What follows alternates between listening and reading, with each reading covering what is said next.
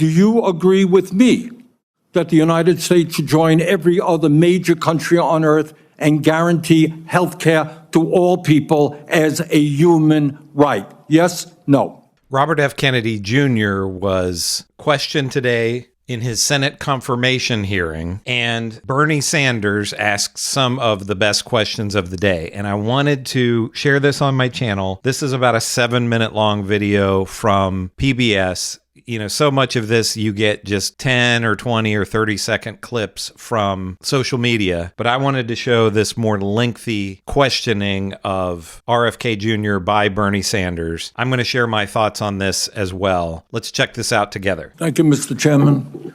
Mr. Kennedy, thanks for being with us. I very much like the slogan that you coined, "Make America Healthy Again." And I strongly agree with that effort. Despite spending, as you indicated, 2 or 3 times as much per capita on healthcare as other nations, we have 85 million people who are uninsured, underinsured. We have all kinds of chronic illnesses. Our life expectancy is lower than other countries. And for working class people in this country, they are living 6, 7 years shorter lives than the top 1%. We got a problem.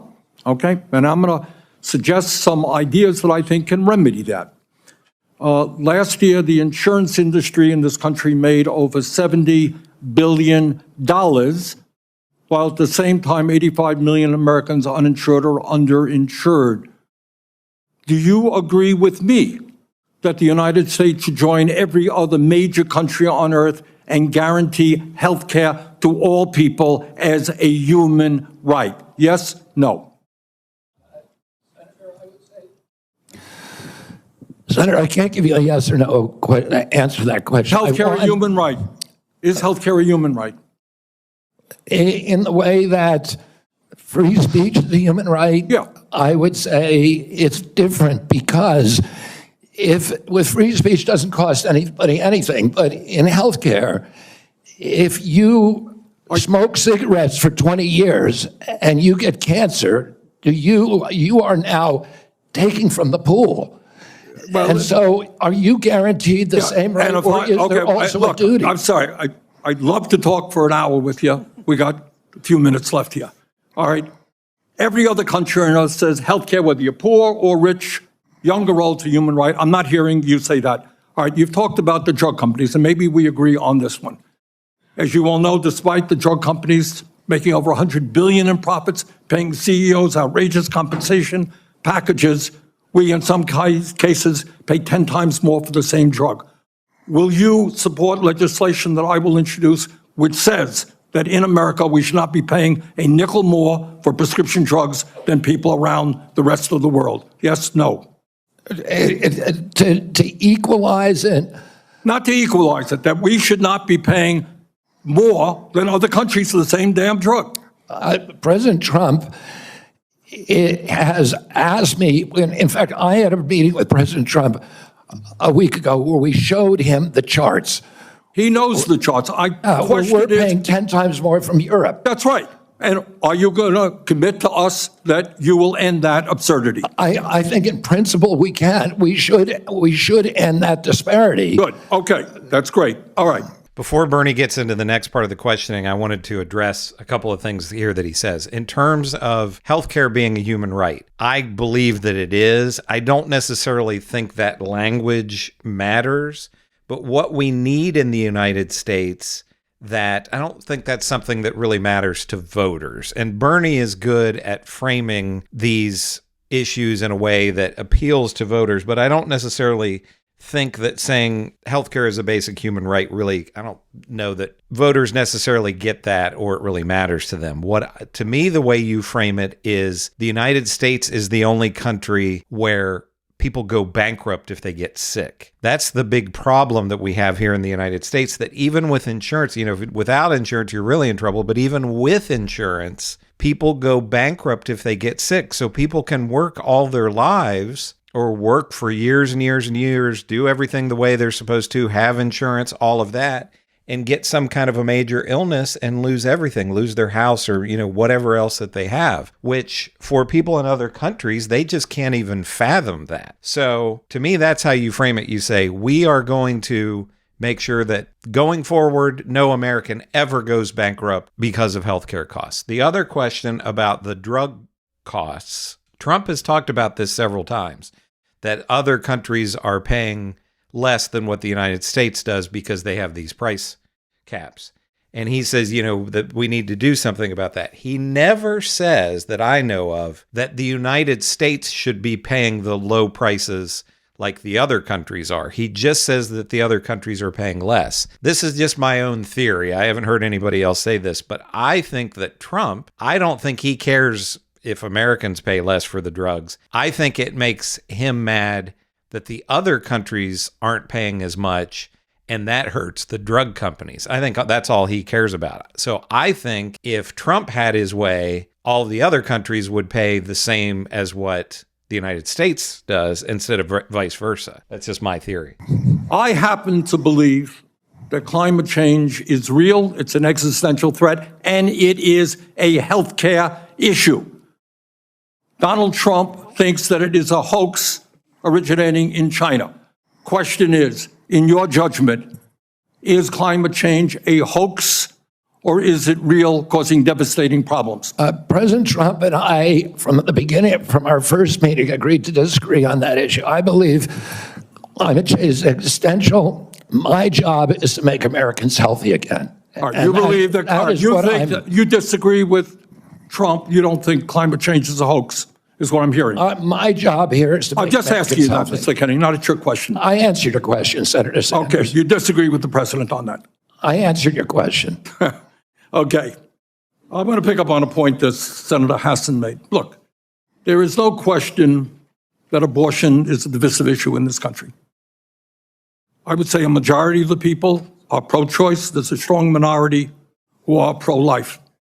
A year and a half ago, you went to New Hampshire, running for president, gave a speech, and you talked about government should not tell a woman what she can do with her own body. That's her choice.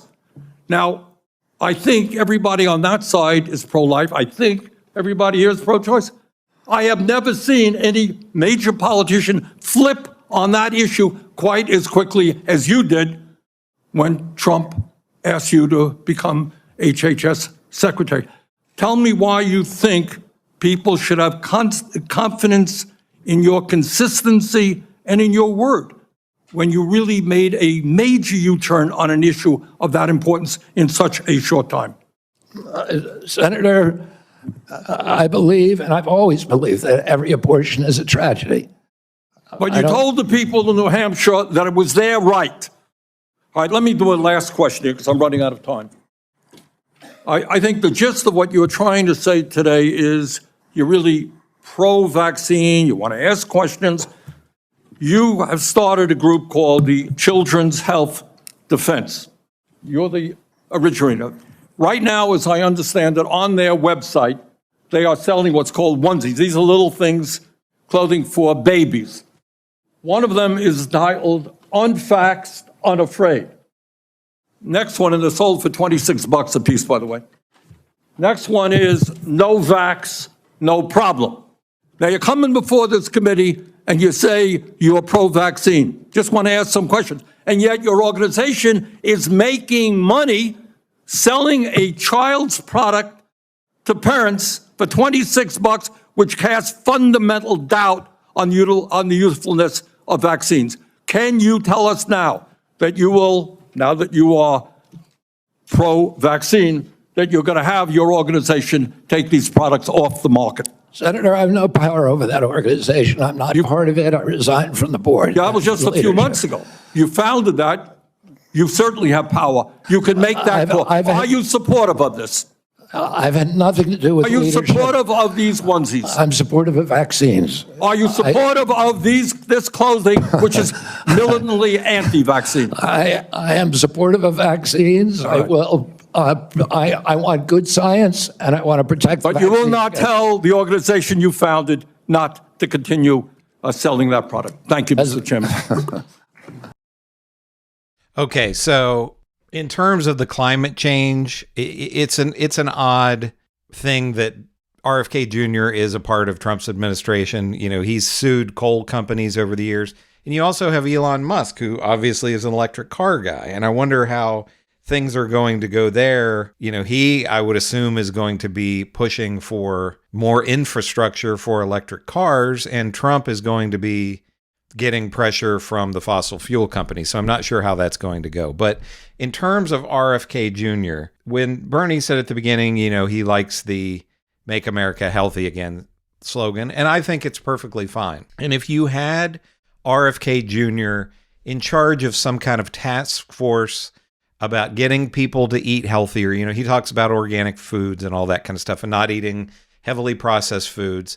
That's perfectly fine. There's nothing wrong with that. And I wouldn't see any problem with having RFK Jr. go around to schools and to, you know, even businesses or different organizations to talk about making healthy or eating choices, you know, eating more fruits and vegetables, and exercising more, you know, lifting weights like he does, and walking more, running more, swimming more, whatever. That would be perfectly fine. But to have him as the head of Health and Human Services, he just doesn't seem to be qualified. They don't show it here in this section, but there were other points where he was questioned where he didn't really seem to understand the difference between Medicaid and Medicare. And I know not everybody who watches my videos is from the United States. So if you're from outside the United States, we have Medicaid, which is it's taxpayer-funded health care for lower income Americans. They don't pay anything. They don't pay a deductible or any kind of fee when they go to the doctor or anything. And then we have Medicare, which is for older Americans. And he didn't seem to understand the differences between those two. So, you know, it's just another case of like Pete Hegseth and some of these other ones that are appointees by Donald Trump who just aren't qualified. Let me know what you think about all of this. Do you agree with me that this was a good line of questioning from Bernie Sanders and his assertions about healthcare and prescription drugs and all of that? Or do you side with RFK Jr. on this? Maybe you think that he is a qualified candidate. Let me know in the comments what you think of all of this. Make sure to give me a like and subscribe. I'm up over 50,000 subscribers and I want to keep growing. This is Chris on Culture, and I will see you in the next video.